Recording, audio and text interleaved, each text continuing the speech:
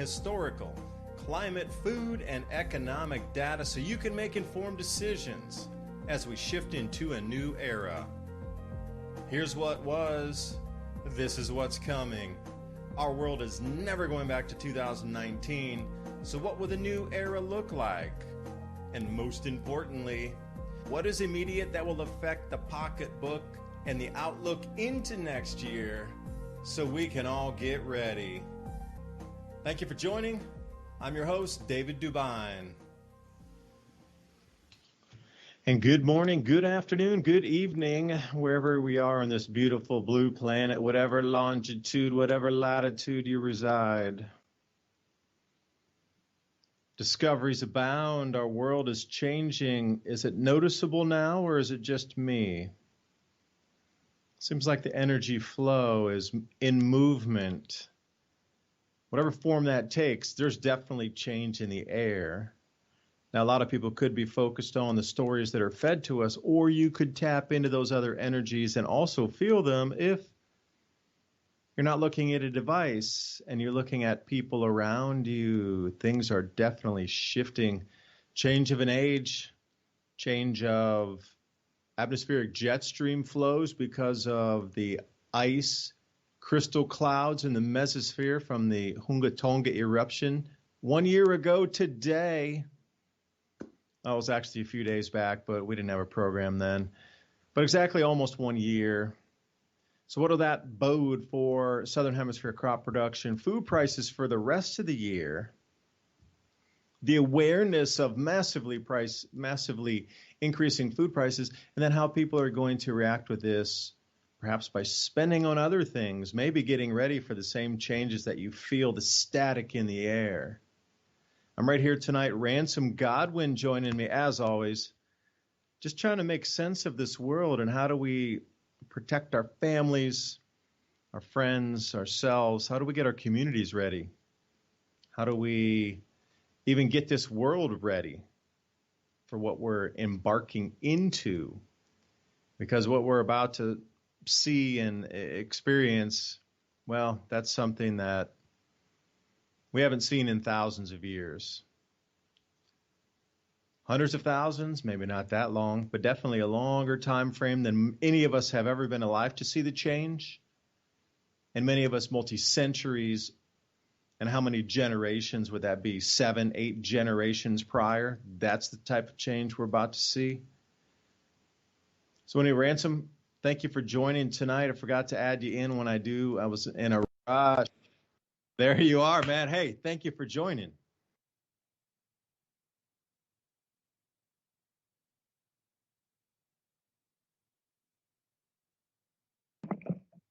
Okay, there you go. That a little technical glitch there. Thanks for popping on tonight.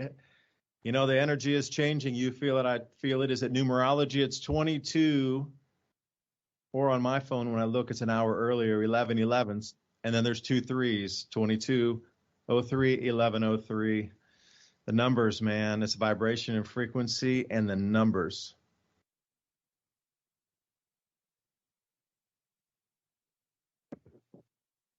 I must have missed something there. I thought you were giving me my birthday. 11:30s, those are my numbers. Yeah, because I have my phone. It's programmed for 2 different time zones, and I didn't switch one back, which is now 2 hours difference because I just remembered it as 1 hour. So when I look at my phone, right, I get both of those times on.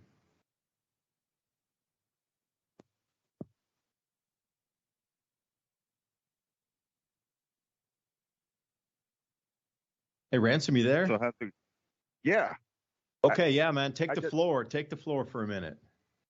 Okay, I just missed what you were talking about, so I didn't know if you were asking me a question there. I had a couple seconds man, delay. People miss what I'm talking about all the time. You're welcome to the club. Well, I skipped over from the broadcast to the Skype, and there's a little bit of a delay, so I thought I missed something. What was going on? Yeah. Well, welcome everybody. So, yeah.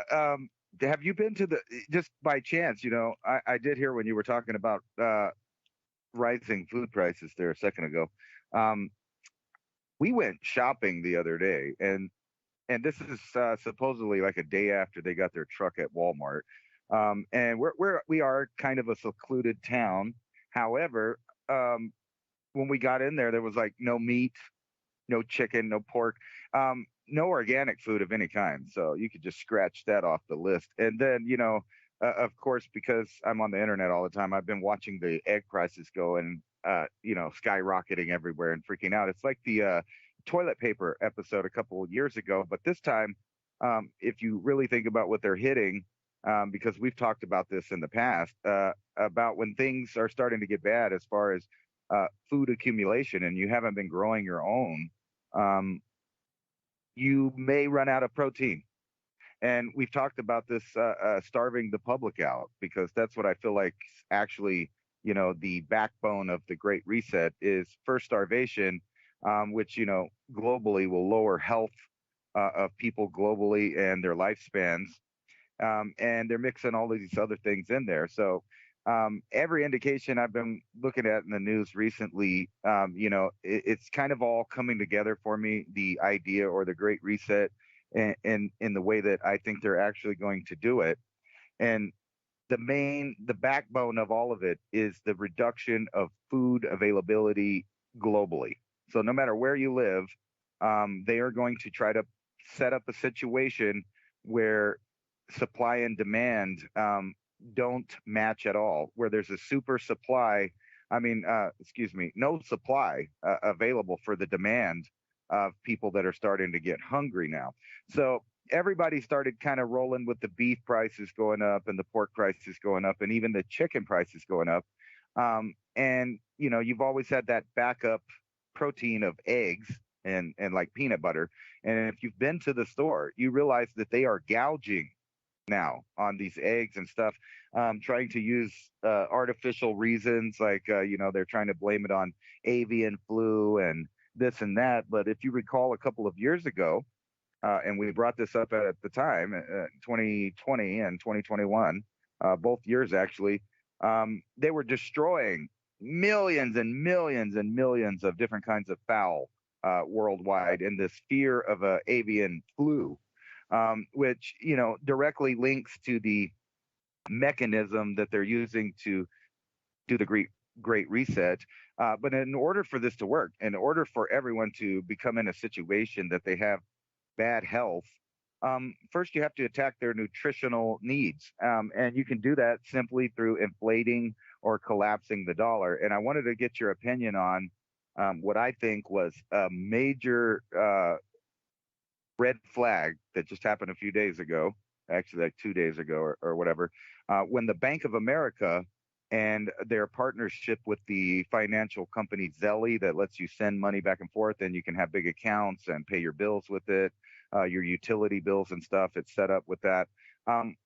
Millions of people woke up to find that they had nothing in their accounts.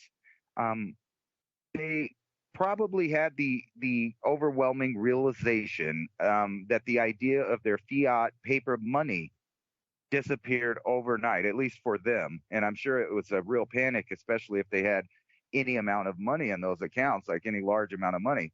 I've seen, hundreds of people tweeting about how they couldn't pay their bills, how they were going into debt like really fast. Things were starting to get turned off. They were worried about, what was happening to payments that had already been posted. So they were posted when there was money in the account, and then they just wake up. Now, the bank says it was just a glitch, and that they've fixed it, and supposedly the people have their money back in their accounts now.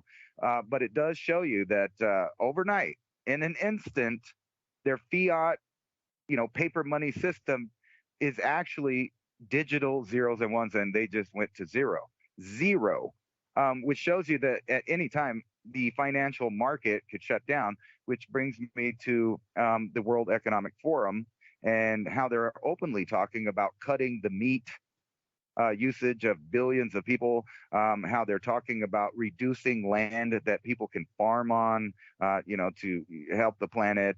All of these ideas that they're bringing forth. And we've talked about the technological tracking and manipulation of the genetic, biosphere before. But they're just talking on the simple terms on some of the other talks about, decreasing meat, making people eat bugs, all of these things, which are obviously what they're talking about is the starvation of the world, because it's the World Economic Forum. And you're also hearing echoes of what I warned about last week. Klaus Schwab was talking about that the COVID would just be a blimp on history because the impending danger is a cyber attack that shuts down everything, all of it, the power, etc., nuclear plants. You can imagine some of the things that can go wrong whenever the grid goes down. We see that sometimes with weather-related phenomenon, etc. But what they are talking about is a global shutdown because of some kind of mythological enemy that's going to do that. Now, it's no big deal that he just mentioned it in a sentence, I guess. But now I saw a whole entire presentation on the topic, and it eerily seems a lot like the Event 201. But this time they're doing it a little more in your face, where they're saying, no, we're talking about real scenarios and real fears and possibly real events in the near future. And they showed the other day with Bank of America and the Zelly that your money can just disappear, which means you can't go get things that you don't have. And that goes from everything from food to any kind of survival gear, gasoline, all of it.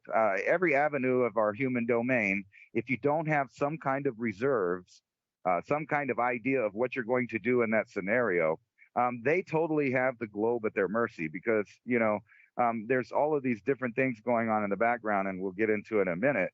And one of the main things, too, that I see that now clearly is that they've created an artificial interdependent system between China and the Western world, where when one fails, the other fails. And that's what we're about to see, because that seems to be the plan, and it's totally related to the recent, medical situation that the world has undergone. I know that was a lot, but there you go. Oh man, I can digest. I can take big chunks like at Christmas dinner. The thing about the money is and you start to see the cyber thing happening. The preparation from the airlines. Now I gotta, the reason that fits so well with what I would like to say is, of those of you, the reason I was bringing up the Hunga Tonga eruption in 2022 was because it was the largest water vapor ejecta into the upper atmosphere. It's a layer called the mesosphere, and it's the last layer before it goes and edges out into space. It's about 85 kilometers or somewhere north of that, going up to, even if you would like to say 80 miles, if it clears up to about 95 kilometers, we're in that same range. The water was ejected up there. And the Hunga Tonga eruption put 10% of the world's moisture levels into the atmosphere and added another 10%. So we're actually at 110% based on, say, the last 200 years or the last 150 years of how much water vapor is in the atmosphere. We just added 10% in a single day. And that has since had a chance to play out over the last 1 year. So these things that we're going to see, and I kind of lost my thought trying to explain with the Hunga Tonga eruption there. The ice crystals that are forming in these noctilucent clouds or polar stratospheric clouds, you could call them both,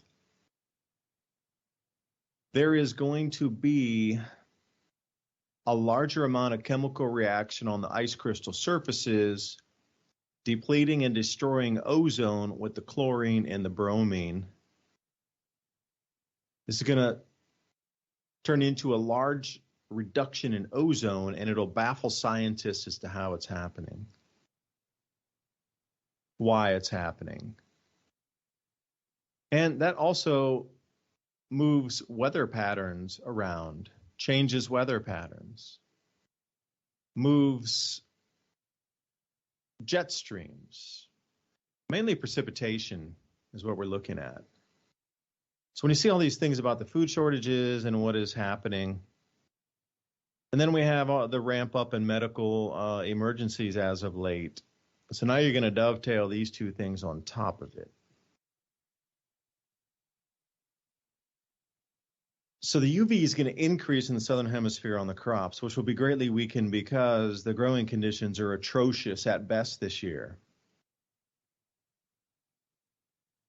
A huge amount of new, very amplified UV rolling in at the same time. Now, the lowest of the ozone hole, at least from my research, what they have from satellite records, etc., from the chlorofluorocarbons. Now, really, was that a thing, or is this a natural cycle also based off magnetic fields?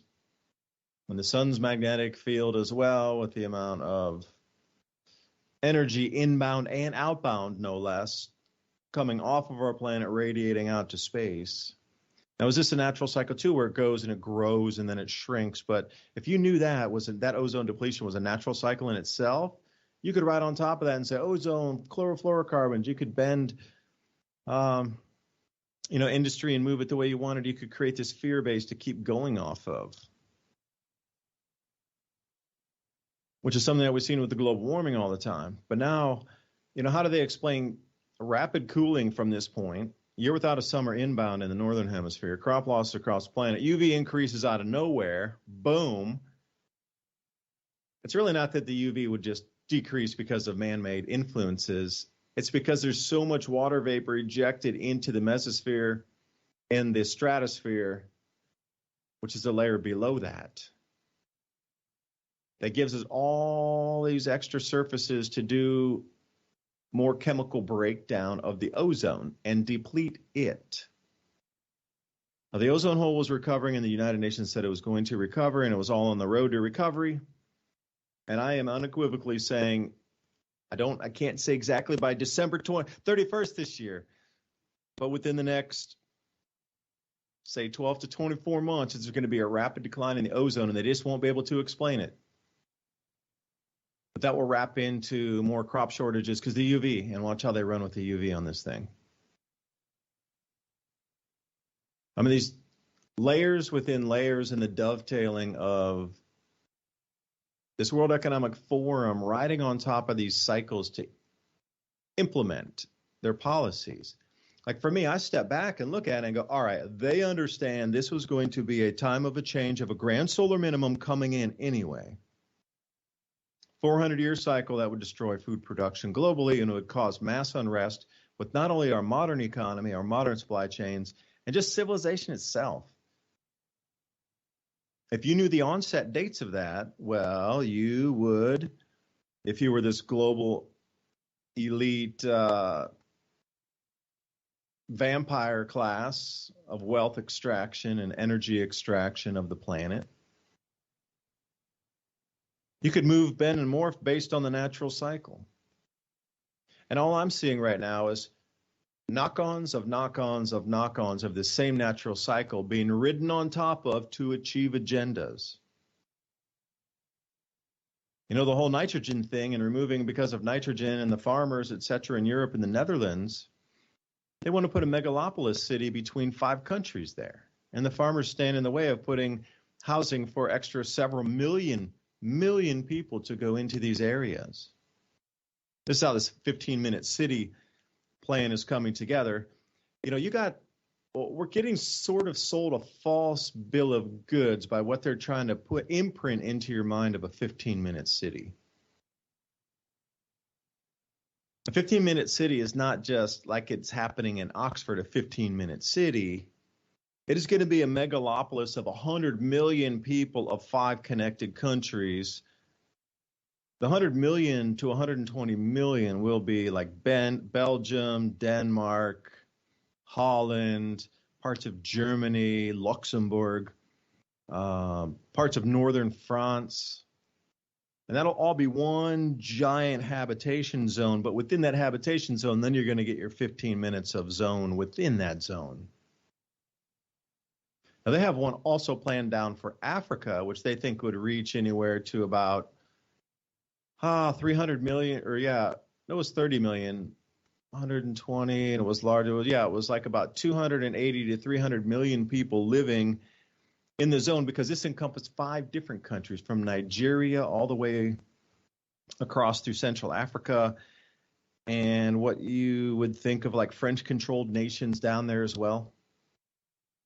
And it's going to be a highway corridor, trade corridor of just massive cities.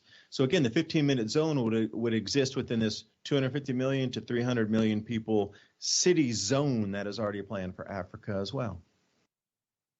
They could never get away with it without first controlling the food and knowing the cycles of how this change would be implemented at these certain junctures right now.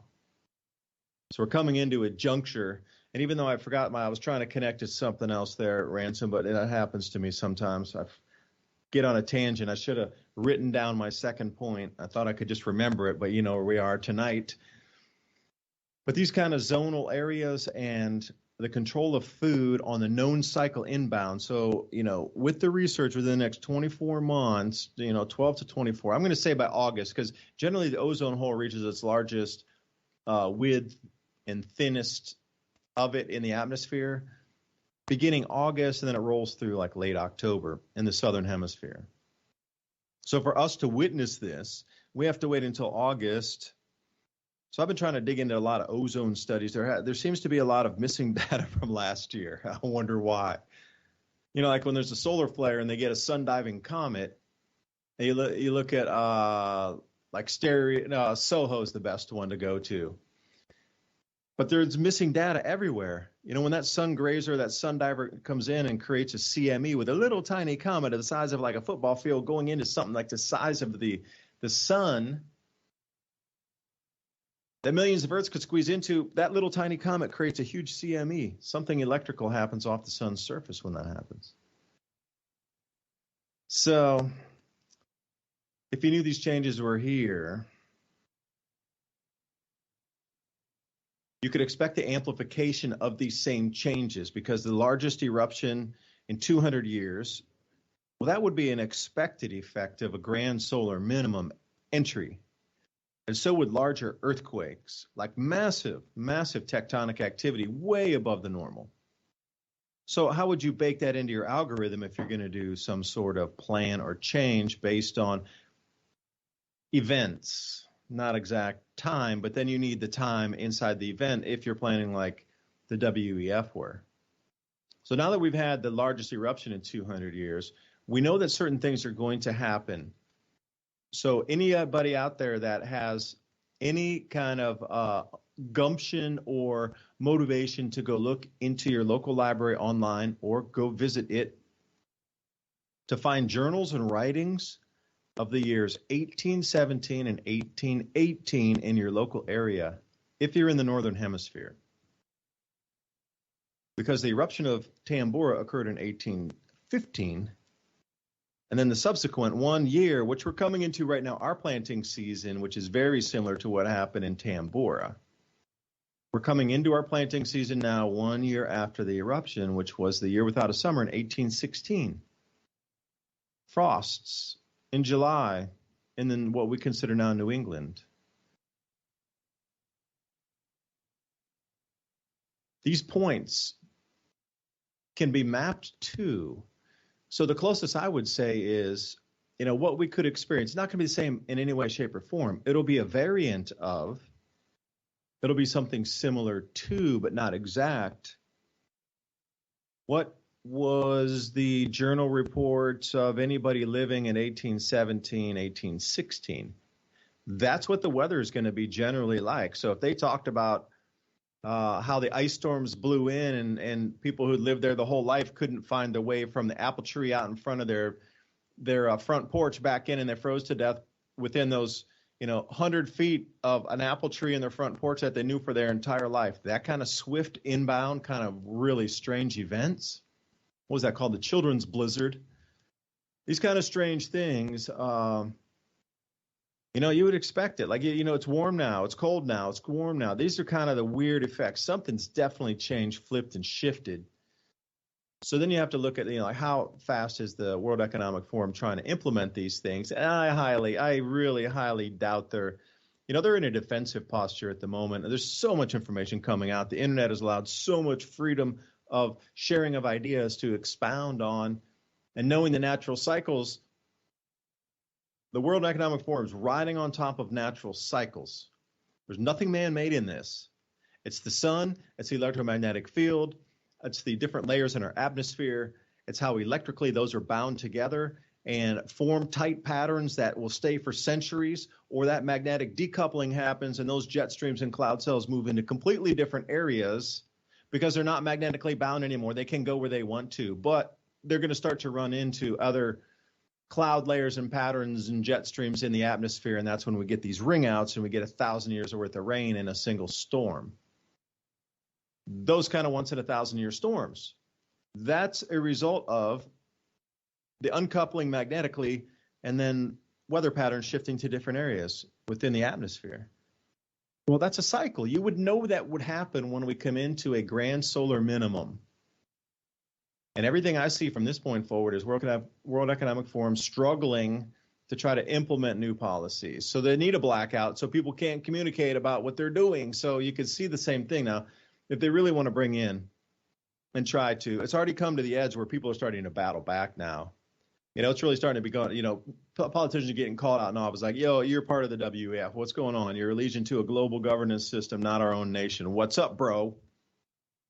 In your face, at their offices, in front of their homes, in their restaurants. It's happening everywhere, which is a good thing. So now it's getting close. They probably have, a timeline themselves on the awareness and the awakening of humanity and when they would need to try to implement a blackout, because then you could, if you don't have ham, if you don't have CB, shortwave, longwave, radio, then what? How are you going to communicate?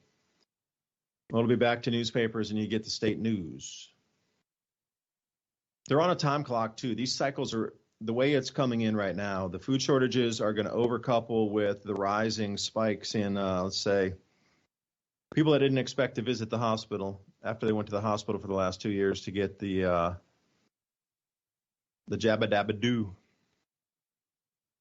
That's going to be rising at the same time, the awareness, and then we get the global famine coming in, or not famine, just food distress to points we've never seen it in our lives, disruptions, food price increases like we never lived through this before. Even our grandparents, great-grandparents, we're talking like 7, 8 generations back that witnessed something like this. At that point, if you put a blackout in, it would be disrupted already anyway, to the point where if you weren't self-sufficient, you weren't making it. So, yeah, we sit here in this timeline. So, Ransom, I was trying to go somewhere with that deep thought, and I just kind of got, oh, who knows? I'm in the stratosphere, man.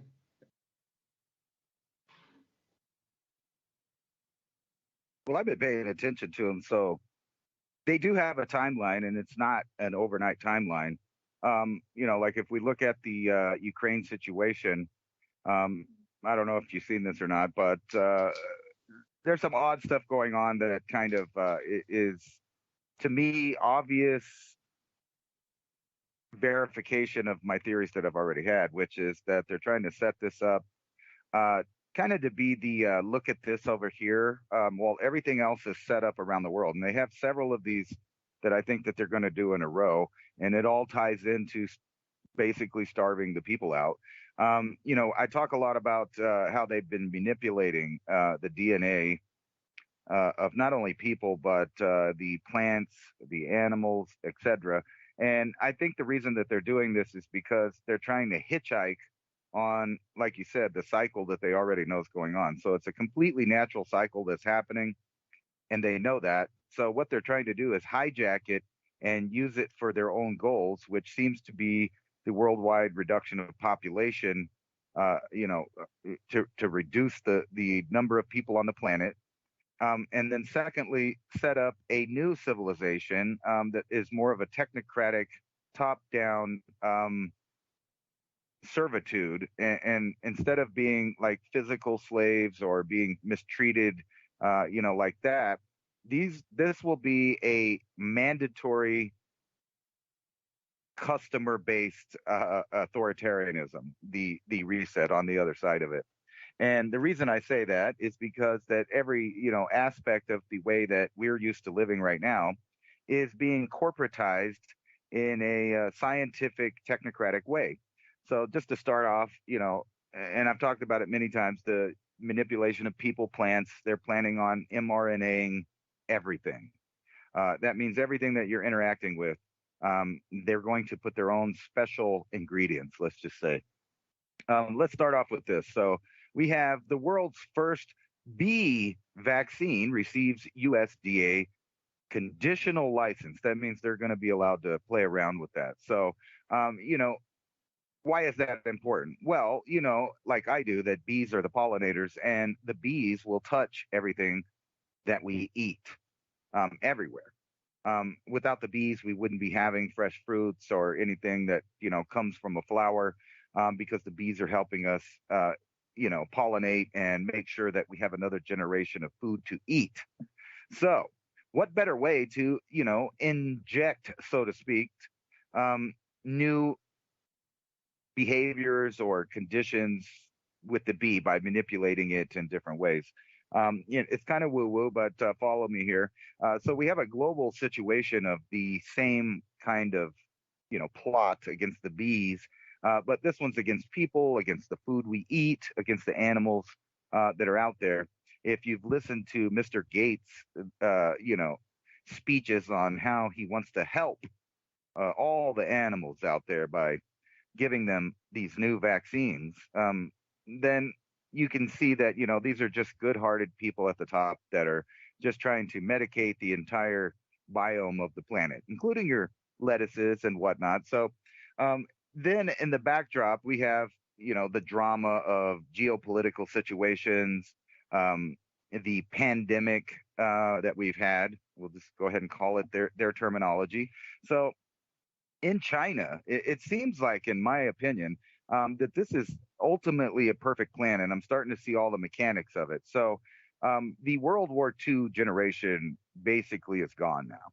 And that's when this campaign started kind of changing. And in 2000, right before they went, their sons or grandsons, more like, got an opportunity to be super patriotic on 2001.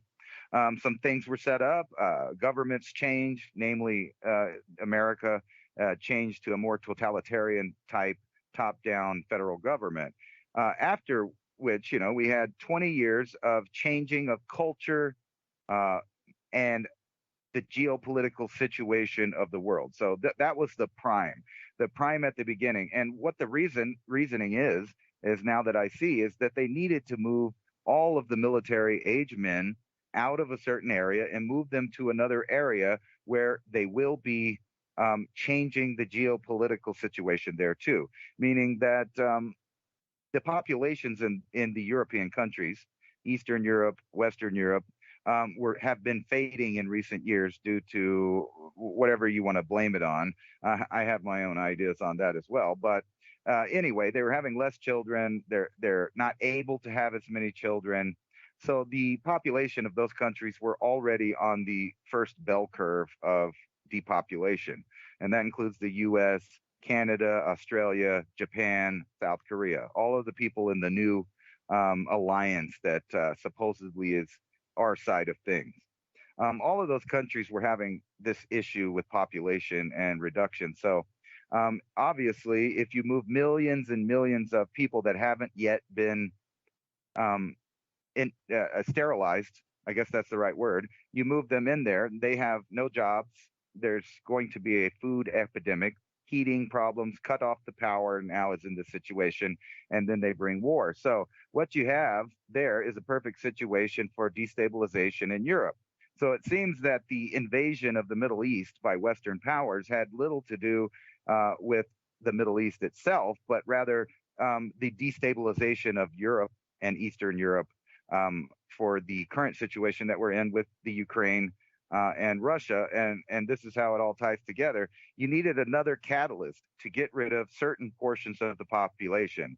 And this would be the older people that actually own lands, have bank accounts, have resources, have know-how. These are the people that, like I said, the end of the World War II generation, so to speak, in all of the Western countries was coming to an end here recently. I just saw one of the last ones die in the United States. There was in the news. And then you pull this culture shock over here. And then we have a pandemic that seems to go after a certain people. And this is my theory, is that this thing originated in the United States. as a bioweapon. And then when it went to China, it was manipulated once again and sent back into the world. And I don't think that this is a back and forth that enemies do, but rather a cooperation of a planned result of the entire world. So if both countries have their own attacks on the vulnerable populations, it changes the dynamic of financial, land distribution, all of these other powers that age group and those vulnerable people had. Now they're gone. So now there's a, so to speak, replacement of people at a certain age that will not get along with the other people. And China, they have enough people to just get rid of them without needing to have people come in and have destabilization in that way. And it seems that they've set up this intertwined, interdependent system between the West and China so that they both fail at the same time. And then you top on, hunger. But this recent medical thing that's went around seems to be resurging in China.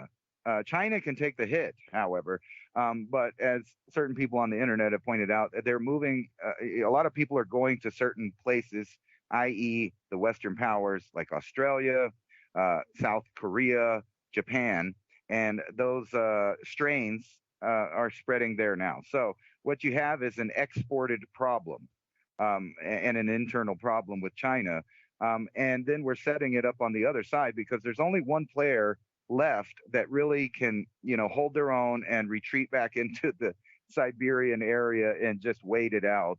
And that's Russia. So they are the ones that are not playing. And I have a feeling that they're going to get backstabbed, so to speak, by the other side.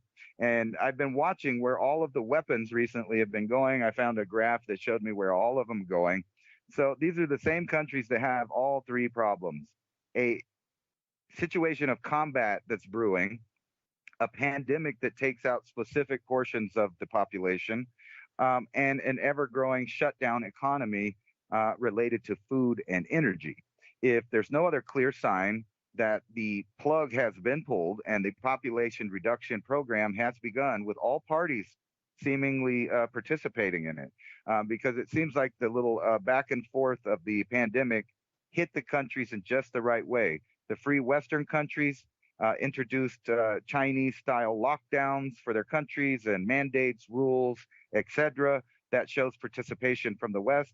And then in China, they were more than happy to export plenty of people to spread certain strains around the world. And that is being repeated right now. So not only are you worried about a pandemic as far as human beings are concerned, but now they are reducing the amount of food worldwide and replacing it with engineered food. And whenever they talk about the Ukraine and some of these other problems that they're having, it seems that they have a 5 to 15-year plan. So this isn't something that, we're just going to see in the next 2 years and people are all going to get mad because it's not happening. They're going with the long, successful trend of incrementalism, where you're shocked daily. They have it down to like an exact formula to keep the populations of the world antagonized, distracted, and sick. And this is only going to continue in that direction. So the only opt-out of the entire program is to protect yourself and your family, and plan on that these things are real. So your milk, your meat, your vegetables, all of it now is going to be changed forever in the coming months. And they've already announced this on across the board. Bill Gates and other people have been trying to do this for 10 to 15 years already. You can go back and look at the dates that they wanted to modify fruits and vegetables. And I'm not talking about the classical gene modification. What I'm talking about is messenger RNA technology. And that's what they're changing over. So there's a certain thing that was an additive or a reaction to what the humans are dealing with. And so a certain amount of people didn't receive that, but they are now going to receive it through their food. And this is what they're talking about at the World Economic Forum, is how to destroy the classic world that we've lived in, our food production, our culture, even the right to reproduce, and replace it in a 5 to 10 year plan, like they always do. And they've told us this for years. That's why you get a population of kind of lethargic revolutionists. And what I mean by that is they learn things slowly, year by year. And then, when you tell them something new, they're like, oh, yeah, I know that. I realize that. But in the meantime, incrementalism is happening and it's forever changing. And the propaganda is years behind the actuation of the plan. So the plan is in full swing right now. And, I was watching Cottrell, and he kind of tied it in about the way that their failing economy is and some of the things that are not making sense, including various different versions of something going on over there that has different characteristics, meaning symptoms like, I don't know, let's say white lungs or bleeding eyes or, different things like that may or may not even be the same thing that the entire world was propagandized to worry about. I hope I kind of tied that in together because where we're going right now is that they know that they can reduce the population. They know that they can control the import-export of all countries, including all of the food that gets moved around, unless you're growing it yourself. They have complete and total control on the amount of power that you can or cannot use. And if you've seen the recent events that's going on, the fad of shutting down gas-powered, stoves and things like that, people think that's never going to happen. Let me tell you, states are already passing bills to make that happen, including cities that are doing it. So this is going to happen. It is happening. And this is the way that they roll this out, is a slow reduction of the entire population everywhere. And this is something that we're watching unfold. So they're going to set up multiple situations in which people are left, to survive by themselves in different scenarios all over the world. And I think what they're going to do is initiate a war in probably Taiwan after we have more than just the trench warfare, which is, if you haven't seen the images on the news, we literally have trench warfare in Europe again. So I don't know. It's weird to see that because, of course, it's reminiscent of World War II, where they had concentration camps where they were practicing medical experiments. And by the way, they never tell you what those experiments were, but they all had to do with genetics and, different compounds that you could introduce into a human's body to change it in one way or another. And at the same time, those same people were going all through the world looking for all of the different best of humanity's DNA. They even set up the Olympics where the Olympians, compete there, the best examples of the humans. And all of the countries participate in this. This is like the UN. And it's so funny, the idea that two sides are actually fighting when all are members of the UN. All are sending representatives to the World Economic Forum, Davos, Bilderberg, etc. This is a global plan. It's right in front of your face. And I think when they blew up those guide stones, that was just to remove that from recent memory and the message that was on it, because it's being implemented. And there's I want to get into maybe the next hour about the false perception that robotics aren't as advanced as they are, because a lot of people think that they're slow, they're clumsy, and they can't do stuff. And I can show you two ideas that show you that they are ready to roll it out. And that means at the end of this population reduction at the hands of humans, they will reset to their new technocratic system, something like the movie Elysium, really. And if you watch that movie, they're not going to be healing up everybody on the planet, but those poor poverty conditions of hunger and no food that they show on the earth, that's what they're about to give you as a gift. Yeah, and the robots will be chasing everybody down through the countryside, automated, let them loose. Well, hey, Ransom, I sent you a little video too. Can you check your chat box there? Because, see if you like that video. It's about 5 minutes long. Yeah, Saudi Arabia just abandoned the purchase. Yeah, all right.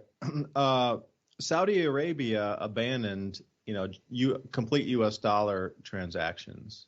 So as of Friday of last week, the American dollar is no longer the petrodollar, where you could only buy Saudi Arabian oil using dollars only since the 1940s. So let's say somebody like For example, Spain wanted to buy oil from Saudi Arabia, and participating OPEC partner nations, they would say, oh, we only accept payment in dollars. So then Spain would run off and change some, this is, let's say, before the EU had formed, change the local currencies, whatever it was. Remember, every single country had individual currencies in the EU or Europe before the EU formed. The pesetas, the liras, all this stuff, the French franc, the German mark. A lot of people might not even remember those currencies. But whatever you had, let's say you had German marks, you had to go change that into dollars and then go with those dollars and then go get the oil. Well, that's done now. Saudi Arabia's even said they're going to take gold, they'll take crypto, they'll take the yuan, they'll take euros, they'll take anything for payment now. It's a game open, anything goes. So they just pretty much devalued the dollar overnight by doing that. There's no longer 100% commitment that you have to buy dollars, so there's no longer going to be the need or demand for the dollars. There's going to come flooding home and they'll have to print more of them. But you said something interesting, Ransom, about, it seems like they're changing to their planet, the planet they want, set up their society. You talk about the WEF, et cetera, and these elite parasites to set up their society. Well, it's almost like, the monatomic gold stories of Nibiru to maintain its atmosphere. But the reason that, so if you go follow me with the classic story here for a moment, go back 400,000 years ago or so when gold mining began in South Africa in a much different fashion than we do it today. It used electrogravitics or some sort of frequency vibration to separate the gold actually from the rock, and they didn't mine it the same way we did. That's why there's all those stones, walls down there and things that don't make sense, why there's millions of cattle pens down there when there were only a few 100,000 people, supposedly. So every one family built these huge, massive stone walls to create cattle pens for the cattle they would need for 200,000 people, although we're building for millions of people, if you believe the cattle pens thing. Or electrically, you could believe that it was used to extract gold out of there, to spray it into the atmosphere of Nibiru, because they couldn't maintain their atmosphere. So every so often they would swing back and collect the gold from the mining operations. Today, central banks do that work for them. But the geoengineering aspect, our planet's being terraformed right now in many ways, shapes, and forms. So instead of being monatomic gold, think about it being nanoparticulates of aluminum, barium, and strontium. Is it an invasion or is it an invitation? They're setting up they're terraforming to set up the new society of the new whatever beings that are coming here to live in this atmosphere. Whoa, look. Not our atmosphere that is our planet, but being terraformed. So I'm wondering, the stories in Nibiru, obviously the planet itself is not in our solar system, or else, our planet would be out near Mars and there'd be a lot of weird things happening. But the tales of spacecraft being, 400,000 years advanced from where we have now for, I wouldn't say interstellar travel, it's the next galaxy, but between vast distances for us that are unthinkable right now. So is it going to be a quote-unquote invasion, or will it be just an invitation to a terraformed planet? Because if you think about that, and apparently the population of said planet Nibiru is not as vast as our own. They're much larger. So even if they were much larger, coming down to a fully habited planet with full oxygen, full compared to ours, there's just no difference. Ours is polluted and broken down more just from the environmental stresses and pollutions around it on purpose. Because, it makes me laugh. Every one of these companies all talking green. Dude, you're the Fortune 500. The whole reason we have all the pollution and all the problems on the planet is because of your business practices and what you made and produced over the last 100 years that have got us to this place on purpose. Because you can't tell me that 30 years ago, they already knew what plastics were. I mean, almost what we see today, except for the robotics, like the chemistry moving forward, the basics that we would need a society to function were already invented through the 30s and 40s and after the war. It could have stopped there, and we'd still be living amazing lives, far less pollution. All the research that the Germans did on electrogravitics and, Schauberger principles and vortices and, torsion physics on how things spin off those vortices and power other things, and magnetic motors and magnetic levitation and different things using the Earth's magnetic field. Like that was already really established science at the end of World War II. But they took us down this road, terraformed the planet through quote unquote industrialization and bettering of lives. Like, look, you got an air conditioner now. Look, well, I do like AC, but there's a million other things that you could think of that we didn't really need around, but it makes your life better. But look at all the pollution. They terraformed from the ground during the economic revolution of the planet. They terraformed from the ground in the green revolution of agriculture. They terraformed from the ground with microplastics in the oceans. In the top, say, 1 mile of Earth atmosphere of all the pollutants that have been chucked up there by just factories and things. And then you got a next level up, which is the geoengineering of just nonstop rain down of metals for 15 years.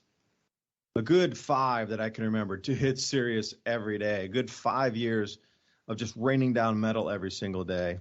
And now you got everybody medically just not evenly keeled any longer and the food supply diminishing. I really believe what you said, Ransom, brought me to this point here, setting up their society, their terraform planet to bring their people here. So is it really is it an invasion, or have we already been invaded? Because perhaps Nibiru doesn't work as a planet anymore and they need to find a new home. So that thing will swing by as a dead planet next time. There'll be no inhabitants, no atmosphere, no nothing. Maybe they reach the critical point where their atmosphere will collapse even with monatomic gold injection. And our planet is habitable enough where they're coming here. And you got to look at it. Everything in play, points to this terraforming of our planet. It's well beyond.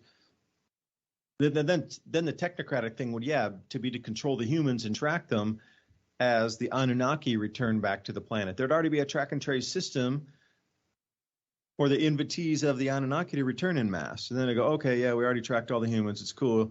You can go about your day without being worried about 8 billion of them attacking you like ants rolling over. There's only a few 100 million left. They're easy to step on, literally, with a 12-foot girth or something, Massive swords, 20 feet tall skeletons, the legends and the stories from this interaction with Nibiru and the Anunnaki. So what I wanted to do was look at this EDC survival bundle. How does this enhance your life by having this? Or how does it give you more peace of mind by having this? Or how does it make your family safer by having this? Well, if you've ever seen any of those people stuck in the blizzard, believe it or not, I could take a car apart with what I see there. Yeah, for me, the compass would be the most handy thing because you actually need to know where you're going. And even when I was traveling, I would always get a paper map. And if I didn't have a compass, that's fine. I would still try to orient myself with the sun, even in a city or whatnot between the buildings. But to have a compass, you can look at a paper map that, like somebody gave you a visitor center map of a city you're going to or whatnot. I mean, you're walking around with a compass and a paper map. Any of the thieves are going to be like, leave this person alone. Let's go with somebody who's at least got a phone. It has a lot of stuff that you would necessarily need. Half of the stuff that you see in this kit is things that I carry on me on a daily basis, just on myself.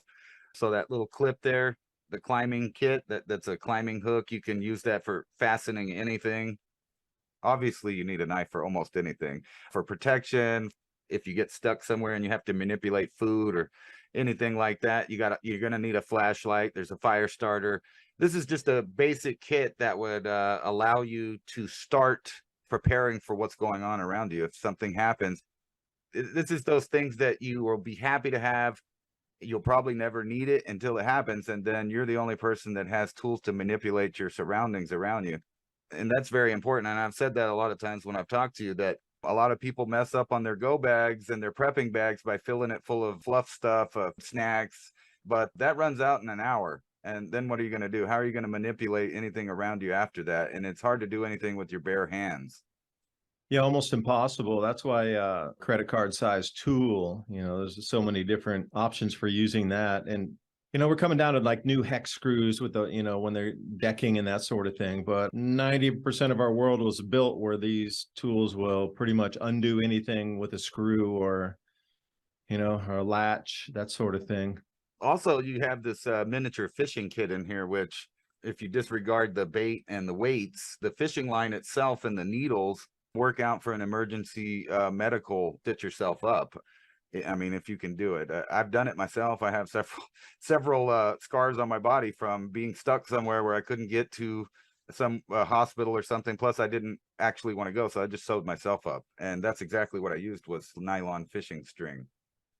If you get any of those surgical medical kits that you can practice on, and it usually has silicone rubber in there, you can get everything from the silk threads, the cotton threads, and this, what you're talking about, what you consider fishing line. But remember, you got to sterilize that too. That's where you're going to need some gauze pads at the bare minimum, or at least a little tiny bottle with that alcohol or sterilizing gauze pads, which is included in there too.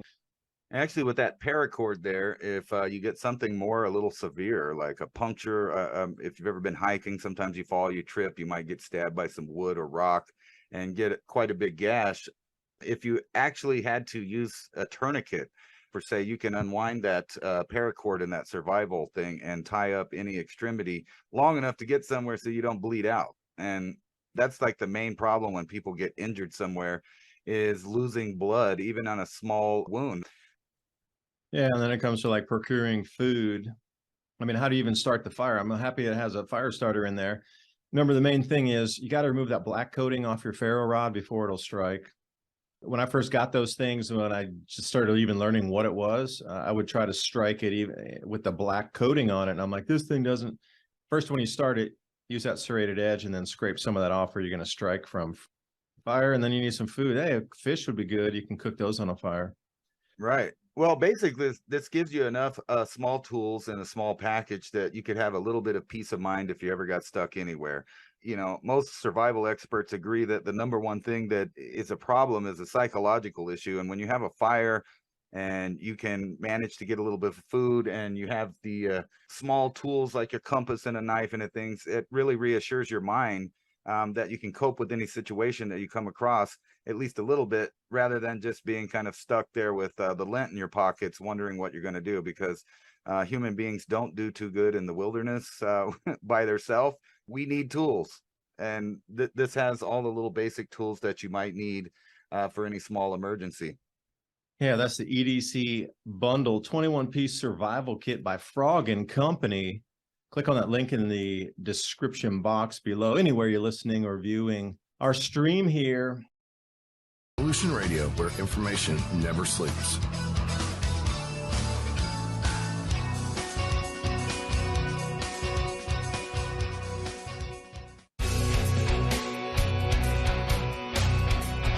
All right, thanks for listening while we take that short break here at Revolution Radio, freedomslips.com.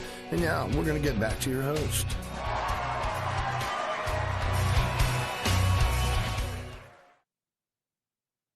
And welcome back for the second hour of mini Ice Age conversations. I'm your host, David DuByne, right here with Ransom Godwin, Thursday nights, 10 p.m. to midnight, Revolution Radio, Studio A. Talking about not just politics, that's a lot of people talking about, but how does it weave into a wider picture of the things we're experiencing with the food shortages, the known cycles within not only the solar system, but points wider within galaxies. I'm right over here on Electroverse to start us off. Central America endures record cold. China hitting the first 50 degrees Celsius below zero since 1969. Afghanistan having the massive freeze, just like we had in the United States and Canada, parts of Mexico here, that massive super freeze around Christmas. Well, they're having the same thing over Kazakhstan and that part of Eurasia, where that cold is going all the way down to the seaside in Pakistan. major winter storm across there. So, their winter wheat was out and will be damaged also, just like ours was here in the U.S. And trying to weave these ideas together, a lot of times platforms that you might be on will not be happy about that, and they'll want you to either, correct your speech to fit the narrative, or they'll just remove the video. So, or the podcast, or it's more the mainstream controlled platforms that would remove and not allow you to have conversations like this. They just don't want you to connect so many dots, because an aware person suddenly becomes a spreader of information, or somebody who wants to go deeper into, whoa, that little bit's wrong. I bet there's way more wrong. So, what else could be a falsity, a falsehood? Almost all of it now. I mean, everywhere you look across, just life in general seems that it's been so planned and nothing organic. Is it the Truman Show that we're truly in now? These 15-minute cities will be just thousands of Truman Shows all over the place, because they'll never even know that there's another city even 15 minutes away if they don't have the maps and things. That's why they want to, control the internet, control the speech, control the thoughts, control the conversations. But Revolution Radio is still allowing us to speak freely tonight. Thank you for allowing that. And if you consider free speech something that you also support, Revolution Radio, many ways to donate right there on the front page for you, freedomslips.com. Now, as we were, talking about the last hour, this Hunga Tonga eruption would start to become visible, where it would affect crop production, and a lot of people would ask, what is happening with this weather? It is so strange and beyond the normal. Talked to a guy up in Michigan today, and he's like, I can't believe it. It's like we're in the middle of spring in Michigan. It's raining outside. It should be snowing. And he's like, something's definitely wrong. There's something wrong. Well, when you're looking down at record cold across Central America, you knew the water vapor was going to cool part of our atmosphere. And the equatorial bands seem to be getting a huge, huge, huge amount of rainfall because of whatever atmospheric disturbance in the southern hemisphere, Hunga Tonga, put up in terms of atmospheric circulation, mix-up, disturbances, blockages, whatever you like to term that as, where there's a part of the atmosphere that's not moving as fast or in the same way that it did north or south or east or west, and it'll ram into something else up in the sky. Then it's like a billiard ball.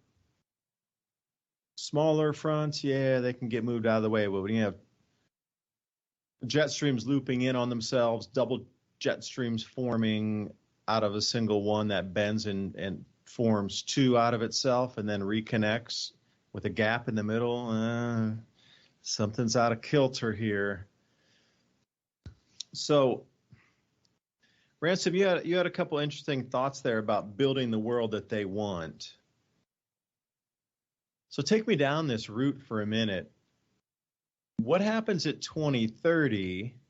Because a lot of these plans, agendas, or whatever, they're on this roadmap to bring us out to 2030 with dripping incrementalism.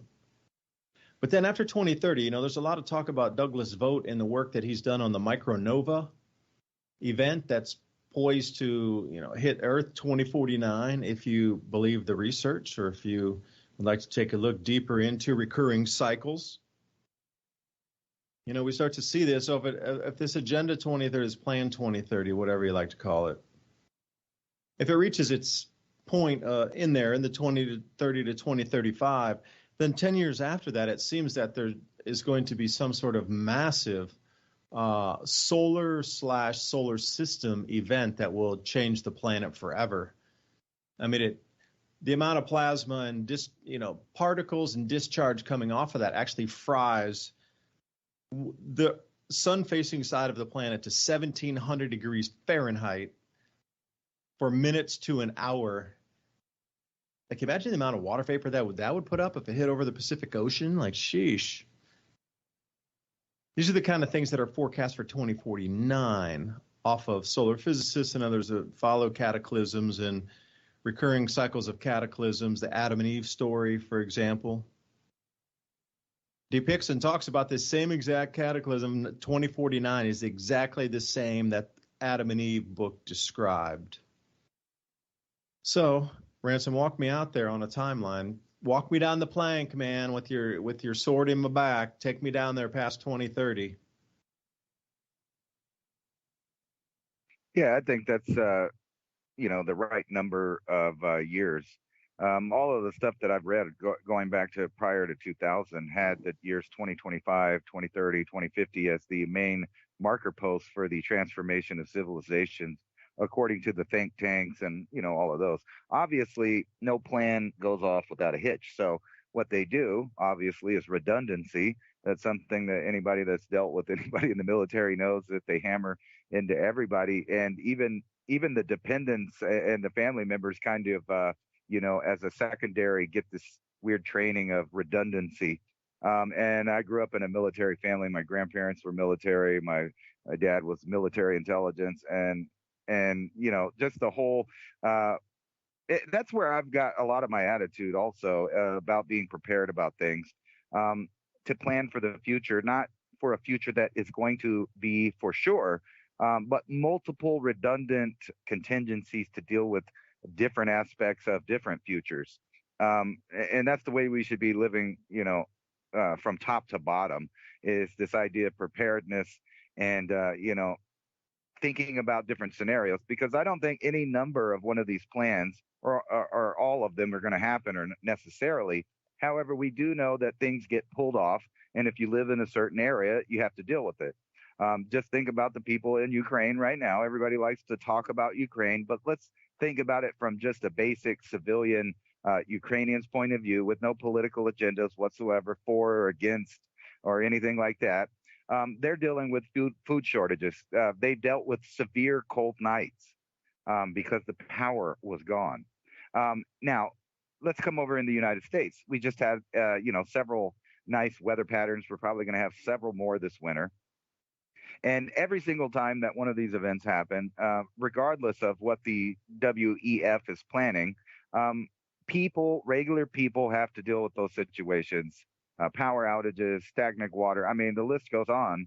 And thankfully, so far, we've lived in a civilized first world country, at least here, where there was some sort of, help or backup. But the way that they're designing things right now, it is exactly a design. And I no longer, believe in coincidence when it comes to governance of any kind. There is no coincidence. There's no mess ups. There's no accidents. When corruption happens, they meant to do it. When seemingly incompetent things happen, generally they were planned to be exactly that way. You can use several examples, maybe the withdrawal of Afghanistan, or things like that. And it puts us in this unique situation. On the last hour, I had some kind of glitch out where a different browser came on and started playing my YouTube channel. So sorry about that. For the whatever it was, 2 or 3 minutes that happened, but I turned it off, so I had to turn off everything to find it. And I had some stuff lined out, but I was going to show, but I guess I could just talk about it.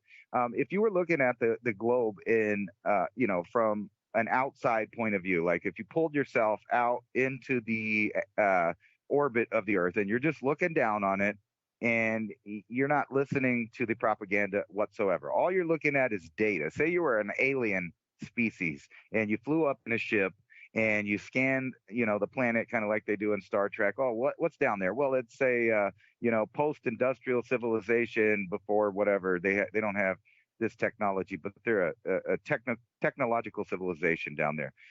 And then you start looking at, their agricultural sciences and their weaponry and government movements from an outside point of view. And what you would see is there's two spots, namely Russia and the United States, if you just want to name a country and not their associations with other, platforms or groups or whatever. And they are pumping weapons all over the world in certain directions to countries that have opposing ideas or cultural beliefs to the other country near them. And this is what they're doing. So this is in the background. So if you're just looking at the data and then you see, oh, well, they're closing down food production. Now, why would they be doing that? Like from an outside point of view, you wouldn't think that it would make sense for a big population to start cutting food production or accessibility to food. And you could probably see it happening from orbit due to the way that people are trading different, the farms looking different from like a satellite point of view. You would be wondering, why are you doing that? And the only answer to all of these questions, regardless of incompetence or if you think things happen on accident or coincidentally, you would see the world pushing all nations on Earth to destabilize at the same time as reducing the amount of food and providing, in a certain way, access to new ailments or diseases that accompany not having food and nutrition.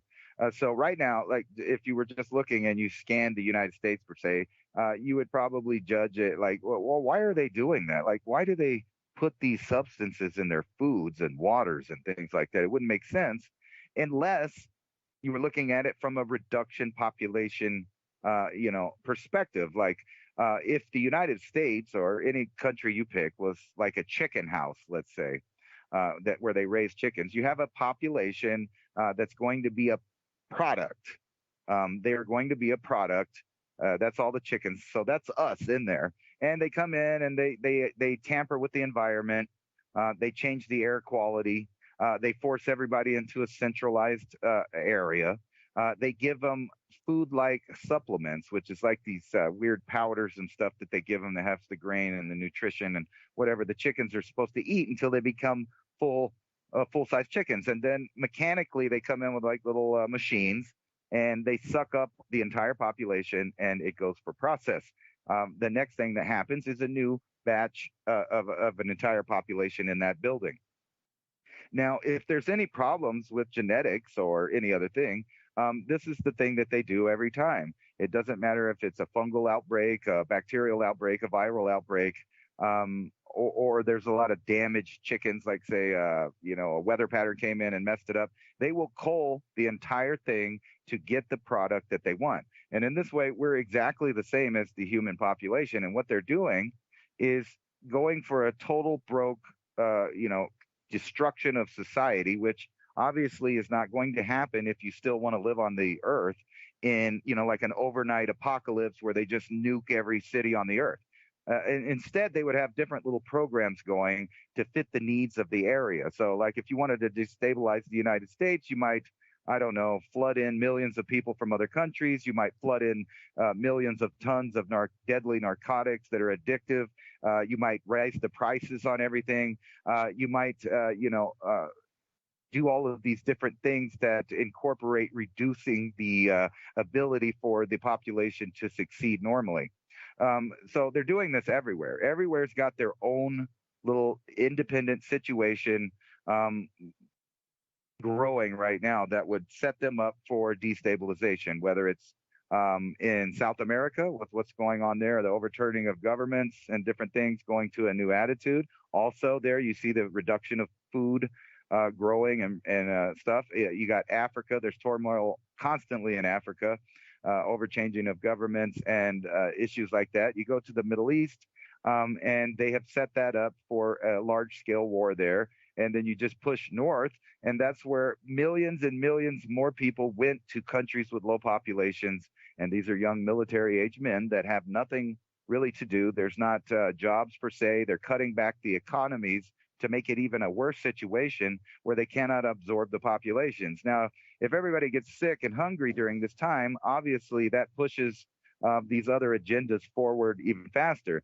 But at some point, it's going to level off and they're going to try to go back to normal at the other side of the reset. And when they do that, they've already set up these mechanized systems where everything is different, a completely top-down tracking, tracing system to force consumers. You can look around the world, and any country that has ever opposed this consumer technocracy driven by the central banks has been destroyed. So now they're going for broke and doing it to the entire world so that they could restart. restart with a digital currency that's connected to every aspect of how you live your life, from your food to your medical ability to get help or treatments, to being able to travel from here to there. Now they did the beta run. They're done with that. Whatever comes next will be the actual program that's meant to change society from the top down and from the bottom up. The entire thing, rewriting borders, rewriting population numbers, rewriting rules and laws. And it was all laid out there in the Georgia Guidestone. And that's why I keep bringing that up, because that was an in-your-face prediction of a plan that they obviously and seemingly had for quite some time. Otherwise, we wouldn't have been able to study it. And in all esoteric circles, you know the rule that you have to tell people what you're going to do to them. And they do that daily and nightly. Yes, they throw a lot of distraction, and they may overfear one topic or another, but let's get real. These situations are happening to human beings on the earth.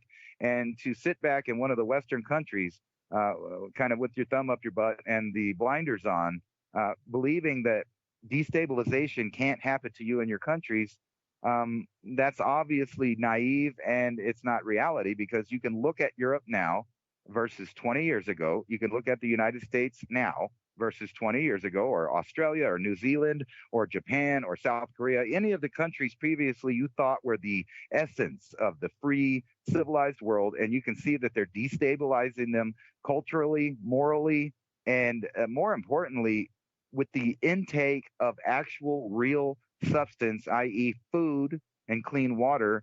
And I guess you could add the idea of healthy ideas with that, because, you can't have a body without a mind, and you can't have a mind without a body. So both of these have to be in concert and in good health. And every scenario that they're pushing forward on this planet is destruction, destabilization. And if they're not directly, taking food out of your mouth, so to speak, with a war or famine, something like that, they are devolving the food or making the food not real. So whenever you're eating it, obviously you're going to have a problems, because you're eating that, it's going to your gut, that's affecting your mind. And then on top of that, the programming to keep your mind busy with fear, anxiety, doubt, and all of these things. And any religion or philosophy that you look at throughout history all agreed on one thing, and that's what you think about all day is what you are. So if fear, anxiety, war, greed, the fear of losing everything, everything changing, if that's constantly fed to the population, that's what it becomes.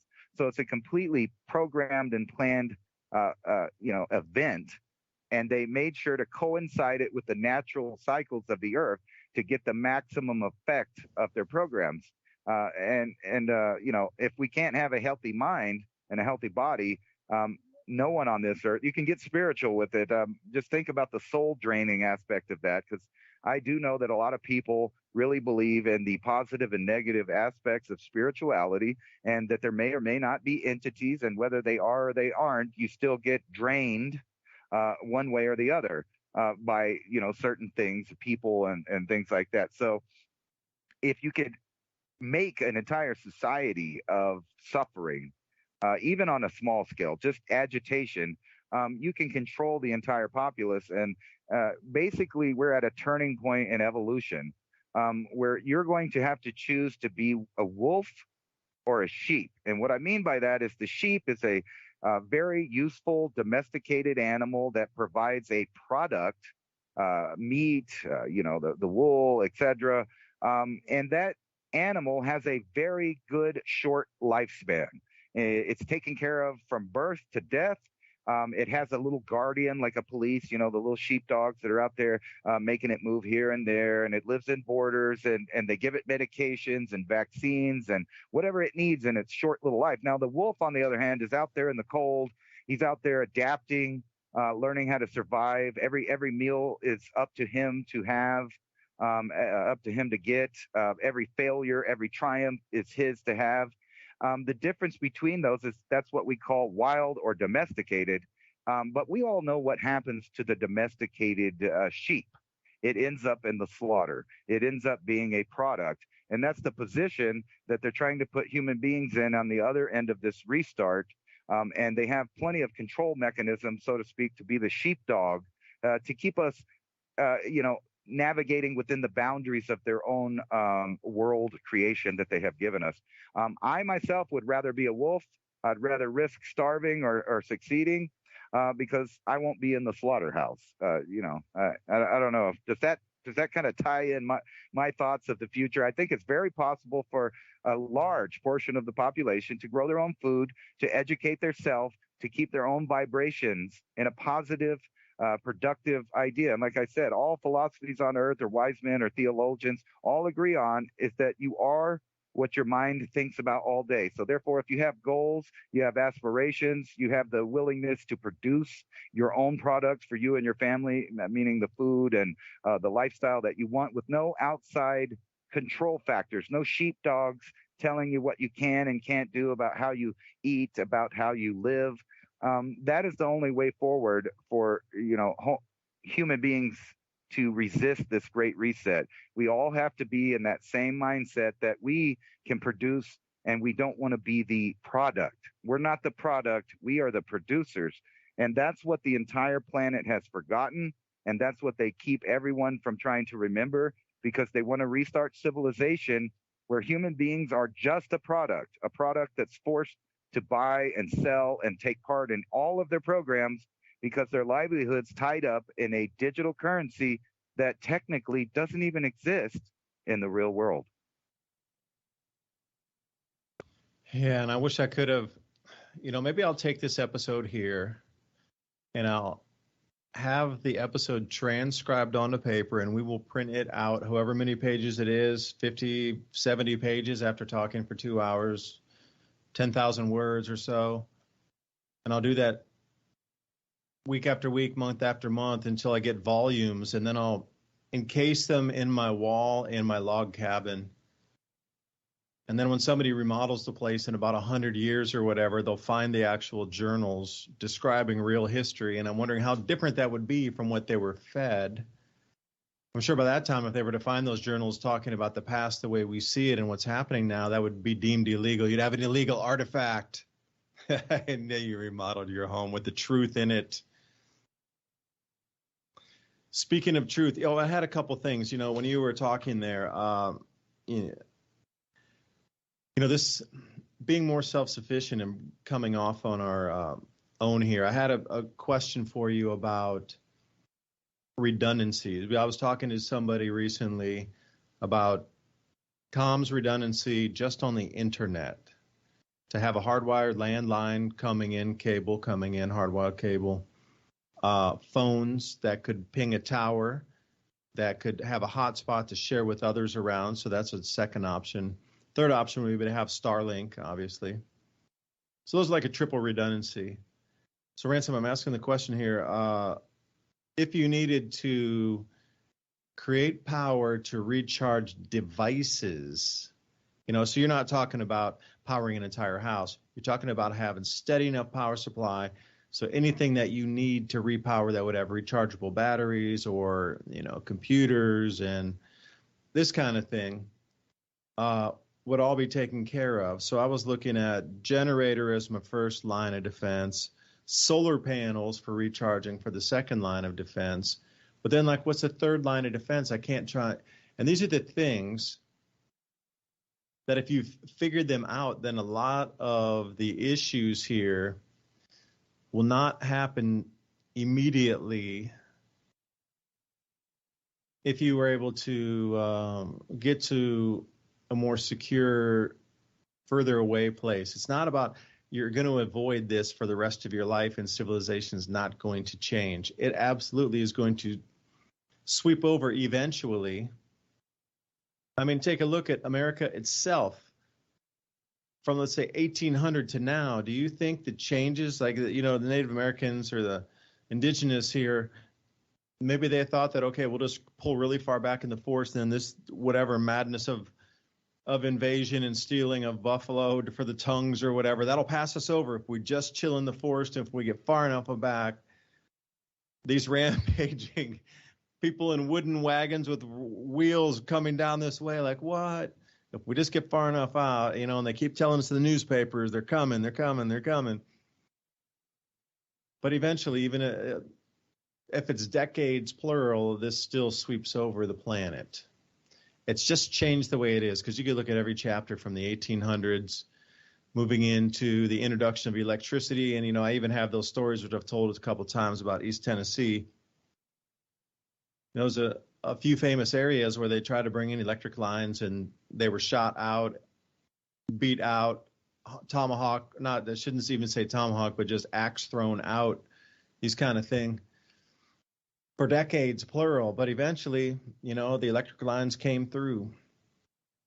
No matter how hard they pushed back, they were again then isolated into their own the community kept getting smaller, because they're like, whoa, they got electricity. Look down in the valley. Oh, they're electric at night. They can work longer. They can educate more. They can do this. Well, we need electricity too. And then the whole thing about, we got to fight against the electricity. It just kind of, I wouldn't say it died out. There was a few hardcore families and communities that said no, but then they brought in the police and military after that to put the electric lines through here. You can stave this off for some period of time. Again, it's not going to be, like Ransom said, or even myself, boom, it's not going to be an instant thing.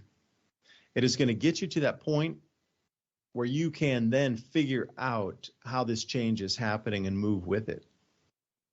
Like some of these disturbances that are inbound are absolutely going to shock people to not even take next steps to do anything. They're just going to get shocked and told what to do, and then they're going to do it. It doesn't matter where they're told to move to. If they have to abandon their neighborhoods, you need to go to this sector, you need to go to that camp, you need to do this place or this relocation zone or whatever. They're just going to do it. And in that whole thing, that's going to take a decade or more to, unveil itself and put it into motion. Eventually, they will be at your doorstep, but will it be 20 years from now? Some areas really never have changed that much. I mean, yeah, there's electricity lines, and yeah, there's a law out here, and yeah, there's the revenuers now. But really, just in general, it hadn't changed that much. There's other places where there's massive changes happening. Now, how prepared are you to weather some of these changes? So, Ransom, that was my thing about the triple redundancy. If you have these things, you're going to be able to go for quite a bit longer and not be reliant on other systems, just by even having something as simple as recharging devices for all your comms gear. At least at that level, where you're going to need to recharge things on a daily, all the time, of something that draws a little more power perhaps, but not, enough to light up your house and cook and get your oven going with solar panels. Nothing like that. So I got Ransom, like I said, I got the generator, I got the solar panels for recharge, but what's the third one? What am I missing? Where's my hole? I need something emergency to give me power to recharge devices. Well, I don't know about you, but if I have things for lighting and stuff like that. I live in an area that's probably not going to get too extreme in the cold direction, but in the hot direction. So I'm not really super worried about that. I have that covered too, and if I needed to move, I could, be outside or whatever. But for charging stuff, I actually had created a little system here from being poor. And basically, I at first I couldn't afford the gizmos and gadgets. I still don't. I mean, I still need. There's lots of holes. Every time you look at your redundancy plans, you'll find holes every time you go through it, and then you'll think, oh, well, what if this happens? So you try to fix that before it comes up. But as far as like lights and radios, a good idea, lights, radios, and etc. A good idea, and I know this from, like I said, planning kind of in a cheap way from ground up, is I went out of my way to find a lot of solar lights that take AA or the flashlight batteries inside of it. So I went out of my way to make sure that I got the right sizes where everything's interchangeable, meaning that you could just take the back panel off of any number one of the lights outside or all of them, and do if you need a lot of batteries, and in one day you have all your batteries charged up. You could do it that way. But let's get serious. What if eventually all that stuff's going to break? So in the long term, you have to go back to old school. I know I could wire up an alternator and sit there and wind it manually until I had a battery to charge other things. I could do that, to get going in a car that doesn't have a live battery. As long as the cell's good in the battery, But that's what we're, kind of facing is there's different stages of this. You need to have preparedness for what do I do right now? You need preparedness for, what if I have to go somewhere and stay there for a while? And then also, what is your long-term plans? Like, I have redundant bags. There's a bag for everything in case of different scenarios. Like I have 5 different go bag types that I've tried to put stuff in there for different scenarios. Like I have one that I carry around in my vehicle always, just about, that has a gas mask, water filtration, etc. Not because I'm worried of like some weird chemical attack or something like that, but what if I was driving through the mountains and a forest fire happened? I want to breathe. I want to be the guy that gets out of it. So any number of those things. But back to the lights. If you go out of your way to get survival gear that's interchangeable, meaning that the same parts will work on the other things, or the same batteries will switch over, then you know that you have like 20 or 30 different options to try to put something together. Now, obviously, if things get really bad, kind of like what you were talking about, the Native Americans, different tribes would try to retreat, hide, and some of them tried to fight up front, which it didn't work out for anybody. And that's because it was an overwhelming, nonstop force of progression, so to speak, in their era. We are facing the same thing. It's a technocratic push into all areas. If you haven't noticed, it doesn't matter how remote you live. You will find out that they're putting up 5G towers, et cetera. They're doing this. They're making infrastructure. I live way out of the way, away from stuff, and they've had fiber optics buried in the ground for 15 plus years here. So they're not even using it, but it's set up. It's a redundancy of, civilization or infrastructure that the government does do and companies do, which is weird because kind of like the guy that was talking about what a scam global warming and the rise of sea water is in this time period. If that were true, he points out the banks wouldn't keep loaning people money. The banks wouldn't keep investing in those areas because they know that there's going to be disaster after disaster, but they know that it's not going to be the kind of disaster that, they're not going to still want to be on top of any kind of financial system or ownership of land. So if you're trying to hide back, and get around a situation, and you got to keep in mind that almost all situations, they come and they go. And you can look back in history to almost every disaster. And obviously, because you're here today, some of the people survived. That's just a given. But let's show some examples. There are plenty of examples around the world of how populations kind of hid and started surviving, and they had to live on the run. World War II was actually one of those. Large populations were moving around in the forests of Europe trying to avoid the war for whatever reason, just to move because the war showed up. And one day they were on their property that they owned, that they had lots of redundancies in their lifestyle set up for food and for heat but it didn't matter because their area was forever changed in an instant. Now, this can happen from war or a natural disaster, et cetera. It doesn't matter. If you have at least 15 different ways to be prepared. And let's be honest, it doesn't matter how much you prepare. Not everybody's going to be successful all the time. But me, myself, I would rather have lots of options. So like say the power grid went out here right now. I'm fine. I got lights. I got lights to do stuff. I got things to make heat. I have a big generator. But before I even used any of that big stuff, I wouldn't want to be attracting attention. Obviously, if everybody's having hard times, we've seen that people will steal from one another for small things. People have been killed for $20 a pair of shoes when hard times weren't even really that bad.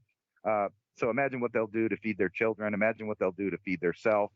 Imagine what they'll do to feel secure and have their own mental state. If they don't have things, they may just take your things because it'll make them feel better about the situation the same way it does you. So lots of redundancies. I have like a lot of solar lights that take, like I said, the same batteries that fit in the radios that I have. It's the same batteries that fit into the flashlights I have.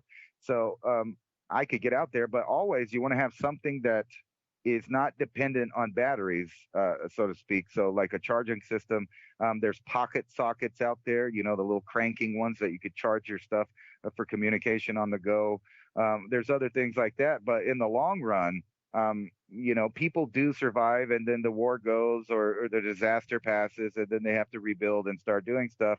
And without some of the items that they had, they probably wouldn't have been able to do that, even in the past. We could go back all the way to the Clovis culture. Now, we don't know what happened to them per se, but we know that they knew the idea of redundancy. And we know that because they put caches of flint and seed and different things all over North America.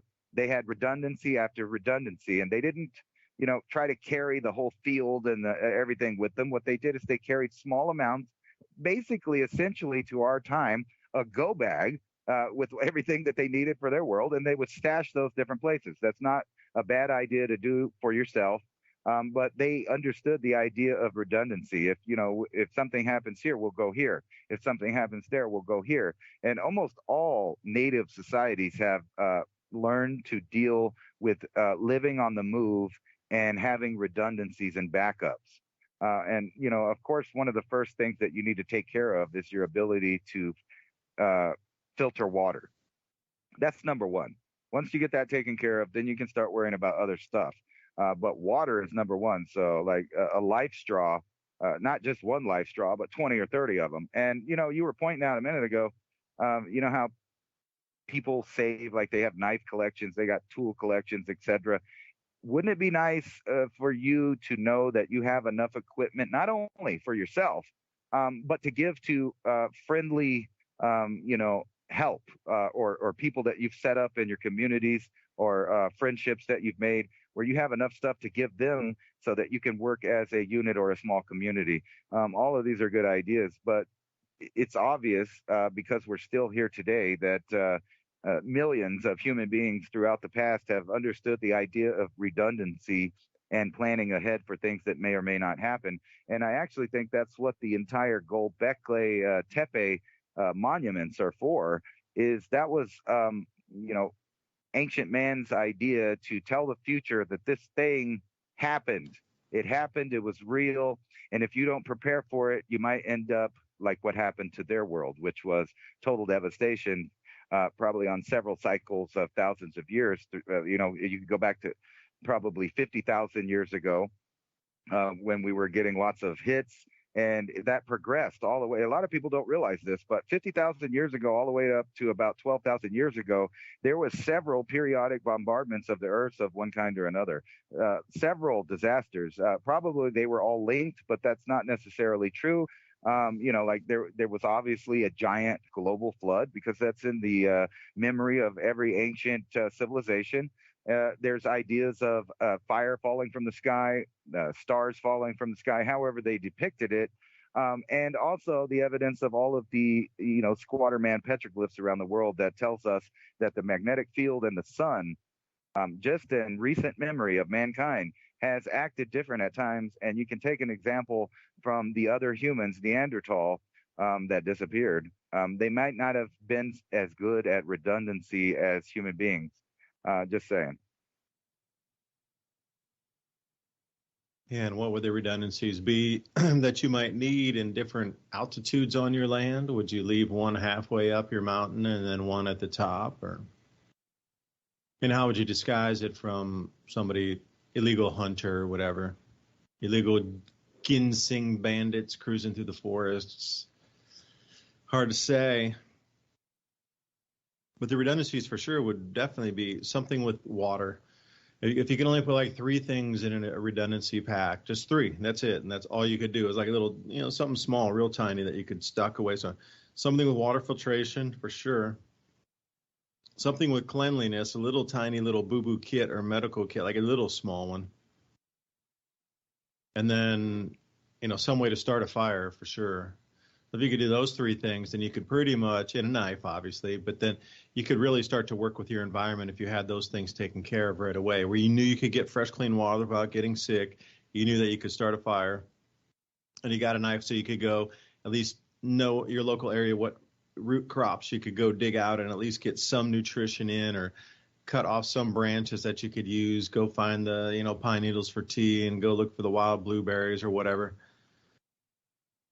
Cattails, depending on what kind of seasons. There's like all kind of edibles that least that would give you the start to then make it a little bit distant journey from where you establish that little base camp at, I think. But, let me read you the reason I would say I think, because the weather systems aren't exactly as we know them to be. So perhaps it might be cooler in the summer, it might be something like this that would catch you off guard. But I just an example of this, was it January 19th today? All right, I'm going to read you just a few headlines from January 18th, January 17th, and January 16th. Just like these last few days of climate extreme headlines here. Arctic air encases Europe, Russia freezes. Their freeze intensifies to 80.9 degrees Fahrenheit below zero. Delhi record cold. Arizona and Nevada. And the had CRU data tampering. So I'll have to see what that's all about. I didn't really dig into the article. I'm just reading the head. The had crew is had CRU. That is a different temperature monitoring that does the global temperatures by the set.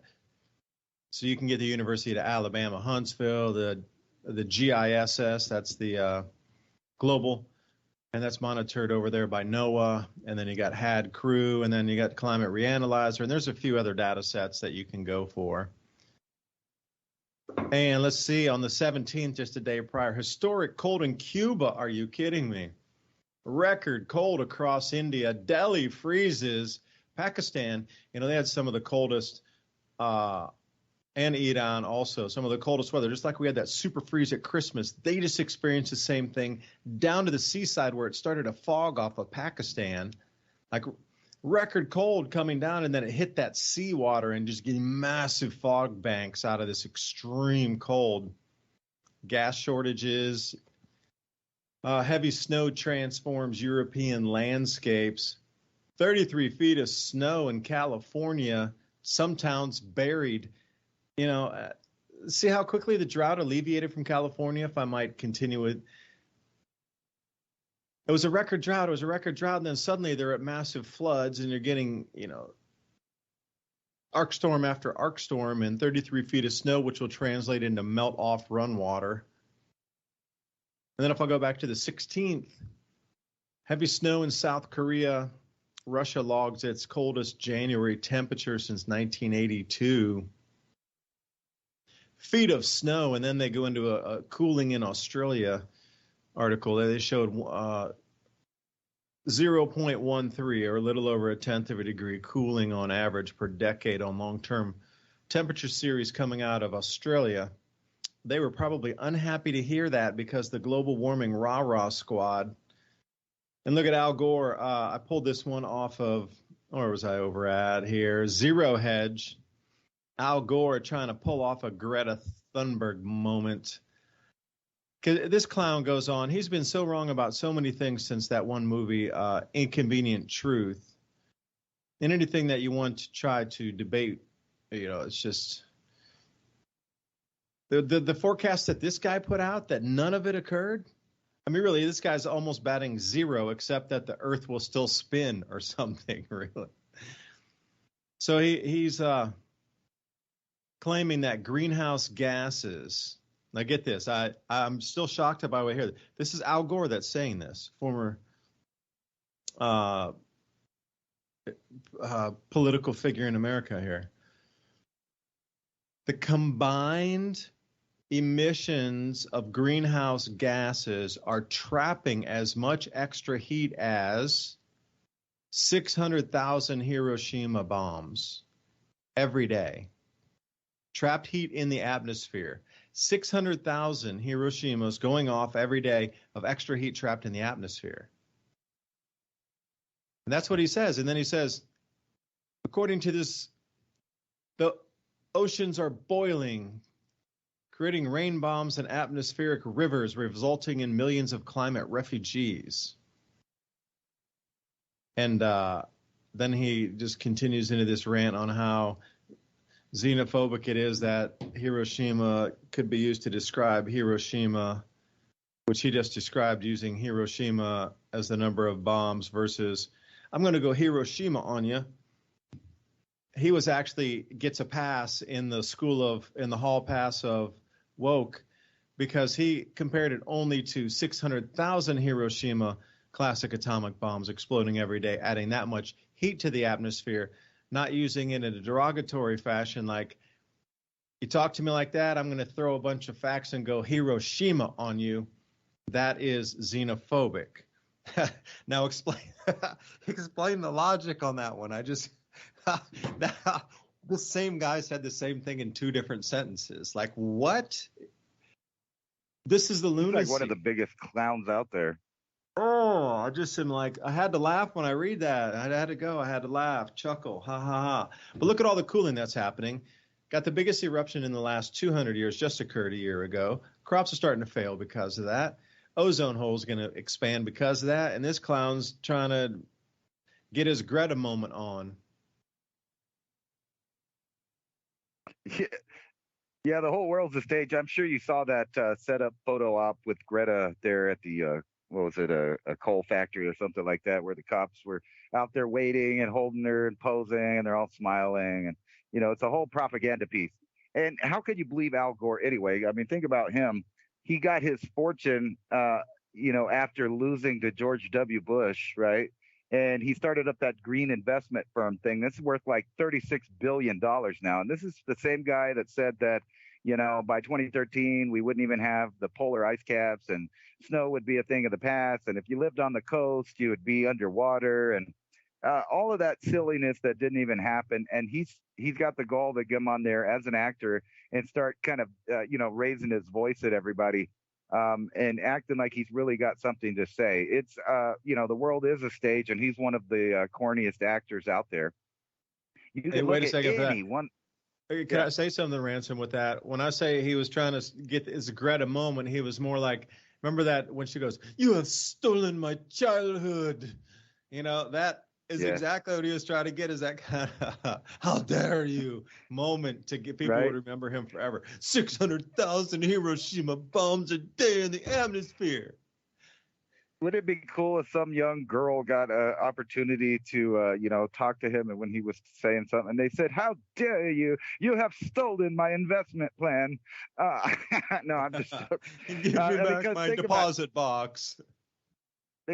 He's made $36 billion in that firm.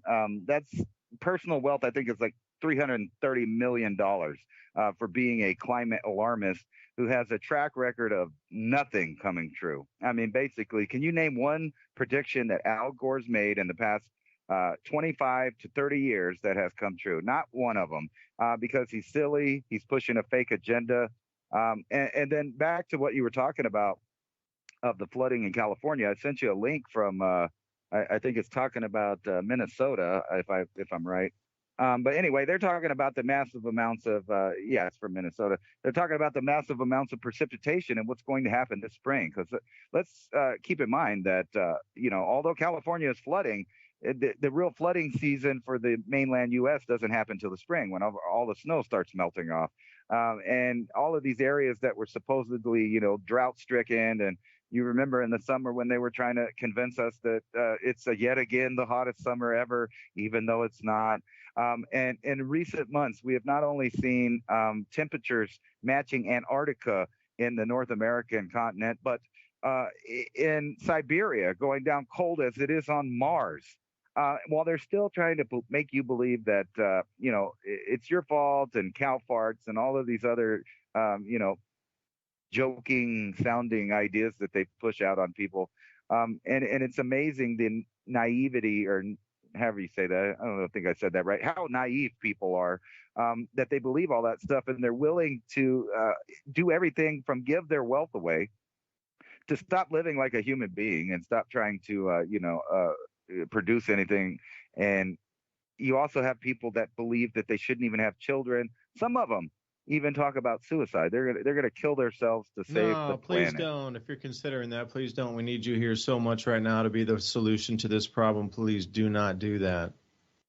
Right. How would, you know, minusing yourself help anything? Obviously, it wouldn't. But this is the type of fear, you know, that they're pushing down from the top, and it's all just to push people in these little boxes where they're forced to be a consumer for life, believing in fairy tales that if they don't buy this way or don't, reduce their lifestyle in this way, that they're bad for the earth.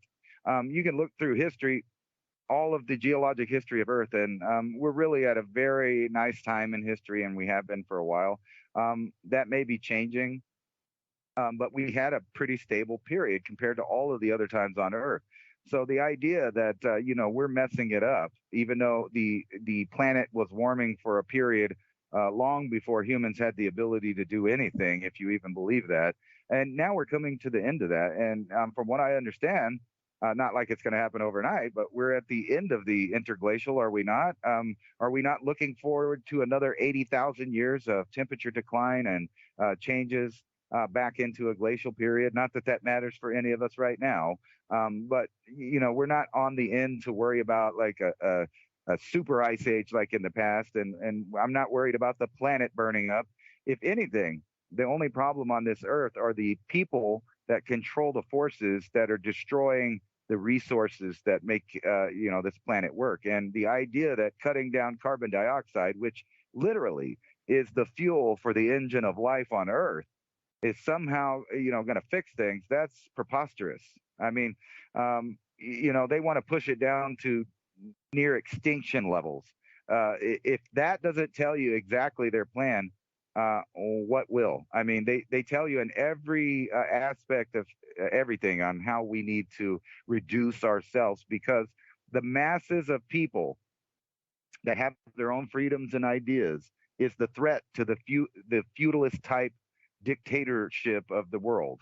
It doesn't matter what country you live in, you still live in that feudalist style thing, and they're trying to make it more like it used to be. So you would have to live in these compact cities and deal with your lord.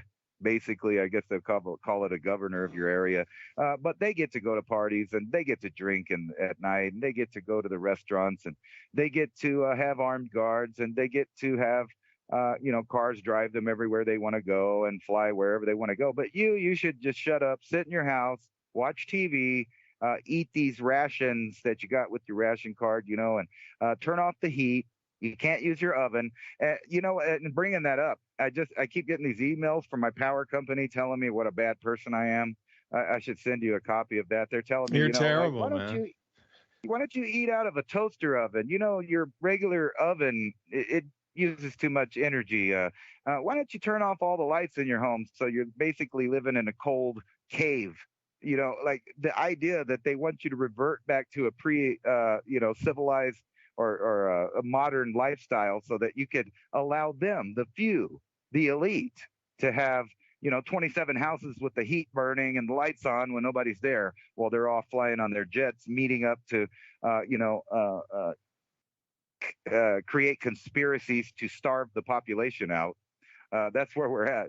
Isn't it funny, all of them getting caught over there in Davos, like Klaus Schwab and the Pfizer CEO, and how choked up they get when anybody asks the simplest basic question about the reality of the truth that they've created recently. I mean, that tells me that that they're probably on the same end of agitation, or on the other end of it, where the more that people awake, the more agitated they become, because they're in fear of losing their control of the entire system.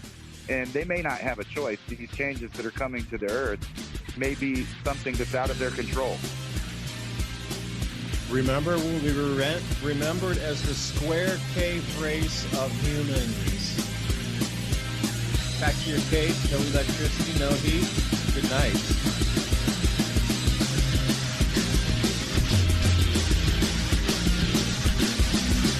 Thank you for listening to Revolution